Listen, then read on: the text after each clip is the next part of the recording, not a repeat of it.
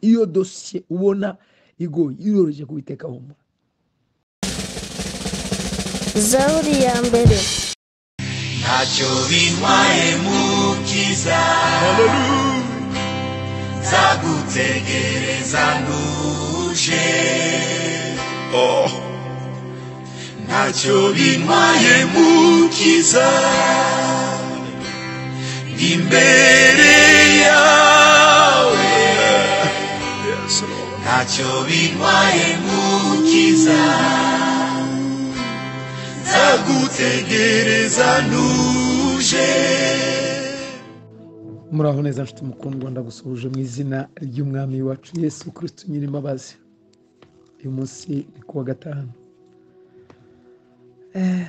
tugeze ku munsi wa 34 w'amasengesho yacu, iminsi 40 yo gusenga no kwiriza. Imana iguhe umugisha. Dusigaje gusa iminsi 6 hamwe n'uyu munsi iminsi 7. Turi mu gihe cyo guhimbaza Imana, guhimbaza, gusenya inkike no kurimbura abanzi bawe. Mva nkubwire mwene da, haguruka iyi minsi 7 nawe uyihagurukemo. Ushoboye kwiyiriza, iyirize. Ushoboye gusenga, senga, maze tuzenguruke bucece, maze dusenge bucece. Niyo mpamvu uyu munsi ubuhanuzi, ijambo ry'ubuhanuzi riramanutse rirakubwiye ngo icyo akora ibyo biroroshye kuwiteka ndetse azakugabiza abanzi bawe. Uzatsinda imijyi yaho yose igoteshejwe n'inkike z'amabuye. Icyo akora ibyo biroroshye kuwiteka. Abami ba 2:3:18 na 19. Icyo akora ibyo biroroshye kuwiteka ndetse azabagabiza n'abamuhamba. Muzatsinda imidugudu yaho yose igoteshejwe n'inkike z'amabuye, n'imidugudu iruta iyindi ubwiza. Igiti cyiza cyaho cyose muzagitema, musibe n'amasoko yaho yose, kandi n'imirima myiza yaho yose muzayisibisha amabuye.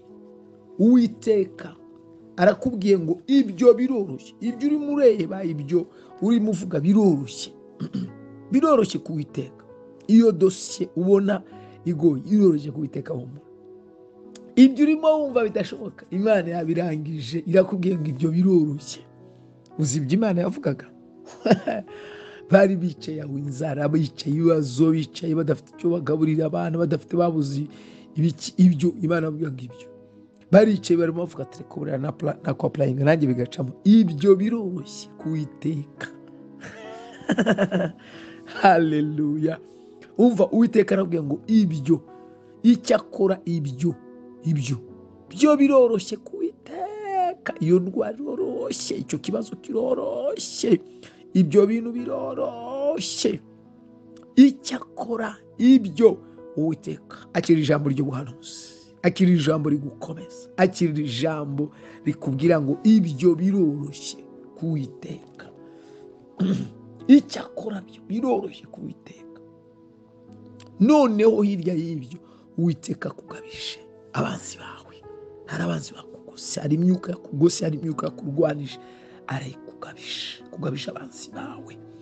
Kandi aguhaye gusenya iyo midugudu, iyo migi, ibyo bihome bubatse.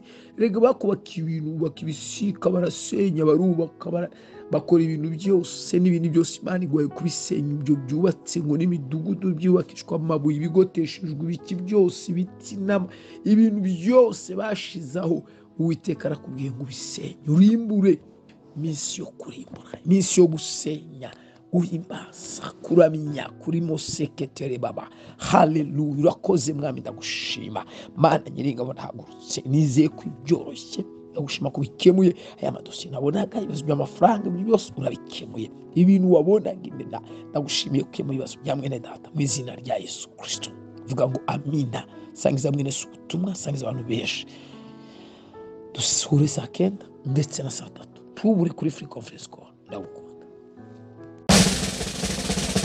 Zaburi ya mbere.